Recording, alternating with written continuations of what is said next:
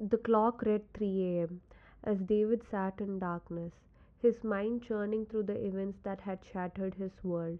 He was an emotional wreck, struggling to arrange his thoughts, carrying so much pain with so little courage to speak to anyone he knew. David's sister Emma and his wife Claire had never gotten along. The tension began years earlier when Emma, at 17, had unknowingly become involved with a man who was already in a relationship with Claire's friend Jessica. Emma had no idea about the deception until Jessica confronted her a month into the relationship. Jessica's reaction was explosive. She hurled slurs at Emma, harassed her relentlessly, and eventually physically attacked her. Throughout the ordeal, Emma kept David constantly updated, frightened of what Jessica might do next. When they pressed charges, Claire intervened, begging Emma to drop them. Claire argued that Jessica came from a broken, abusive household and that Max was the only family she'd ever known and wasn't in her right mind. Claire promised that Jessica would undergo therapy and was ready to apologize. Emma refused, and the confrontation escalated into nasty exchanges. Emma lashed out at Claire for defending Jessica, leaving Claire heartbroken. Feeling guilty about hurting Claire, who hadn't directly participated in the original conflict, Emma asked David to apologize on her behalf. David and Claire had been acquaintances in high school, sharing the same classes. Through their conversations, they grew closer, eventually dating and marrying. The fundamental differences between the two women created ongoing friction. Claire believed in forgiveness and moving on, while Emma held people accountable for their actions. Claire frequently offered unsolicited advice to Emma, who would retaliate, creating cycles of anger between them. David found himself caught in the middle, trying to keep them separated while speaking to each individually. When David asked Claire to stop giving unwanted advice to Emma, Claire accused him of taking his sister's side. David disagreed. He wasn't choosing Emma because she was family, but because he genuinely believed people shouldn't be forced to forgive those who showed no remorse, nor should they be expected to forget wrongs done to them. Eventually, Emma married and moved across the country with her husband. David and Claire also relocated to another part of the country. Growing up, David and Emma hadn't been exceptionally close.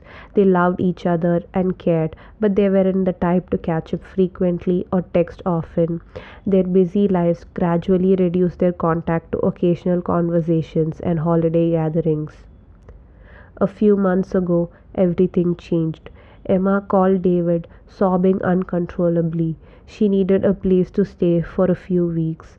Through her tears, she revealed she had suffered a miscarriage, while her husband dismissed her pain and left for a business trip. She told David about her husband's long term neglect and infidelity, which she had discovered through her own investigation. The miscarriage and his absence during her darkest moment proved he didn't care for her. She wanted a divorce, but had been unemployed and financially dependent, with all their finances intertwined. When David approached Claire about Emma staying with them, Claire's response was immediate and absolute. No, if your sister comes, I'll leave. Claire was 5 months pregnant with their first child. I can't handle that negative little girl, she said. I don't want my pregnancy to be a mess, filled with stress.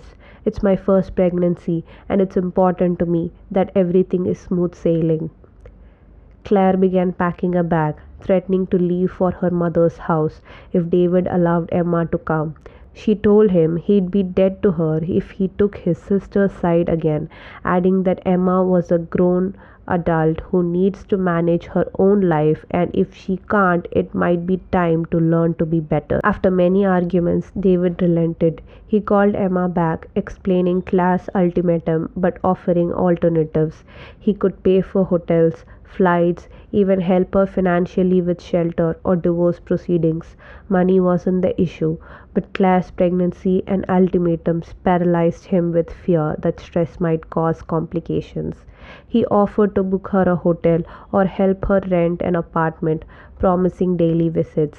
Even this plan met resistance from Claire, who believed Emma needed to learn to handle her own problems and that Claire's pregnancy should take priority. After more arguments, Claire eventually gave up on that particular objection. Emma's response was gracious and heartbreaking.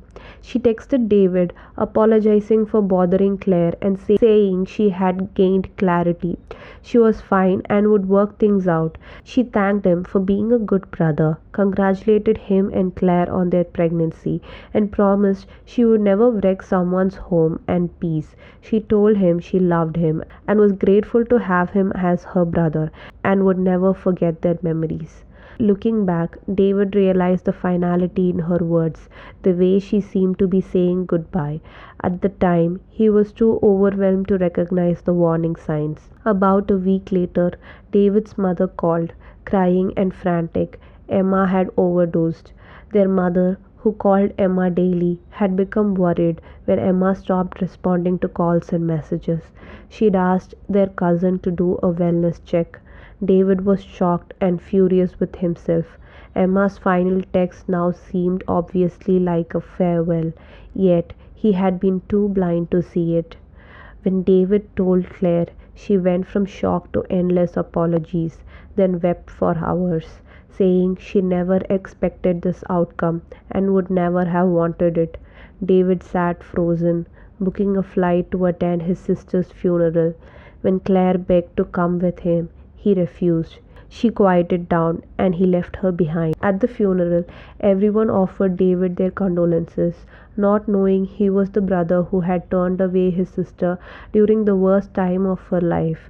Everything was a blur. He flew back home and fell into a minimal routine of working, eating, and sleeping, unable to have a single conversation with his constantly crying wife. Days later, David's mother called again, this time angry, yelling at him for letting Claire treat Emma so badly.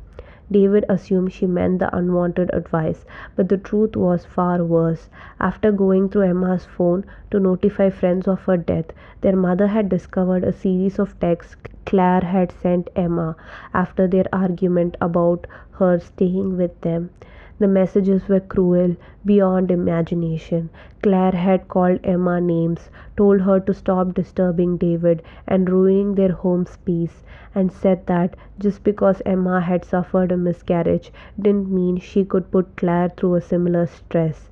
When Emma tried to defend herself, Claire continued her assault, saying maybe this miscarriage was your karma because of how much you get in the way of relationships, referencing both the old situation with Jessica and Max and David and Claire's marriage.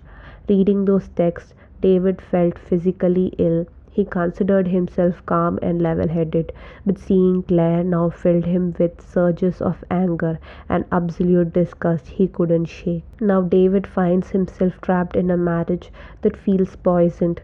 Claire has tried to repair things, cooking fresh meals, baking desserts, dressing up with smiles, but David feels nothing. He eats outside before coming home, goes straight to bed, and only interacts with her when driving her to appointments. The love he once felt has vanished completely. Every time he looks at Claire, David wonders, would she have turned away her own sister, her brother? Would she have treated Jessica, whom she still knows, the same way? What happened to her philosophy of forgiveness and forgetting? The disgust is so overwhelming that he can't imagine a future with her. David scrolls through his messages with Emma, the silly stickers she sent, the social media posts captioned us. He'll never again get random texts asking for $15 for a sweet treat. All of it is gone forever. He knows Claire isn't solely to blame. He could have done more, called more, flown out to stay with Emma, but the knowledge that Claire sent those vicious messages, that she showed such cruelty to someone in desperate pain, has created a chasm and he doesn't know how to cross. He wonders if couples counseling could fix this, or if divorce is inevitable despite Claire's pregnancy. David sits in the darkness, haunted by one terrible question.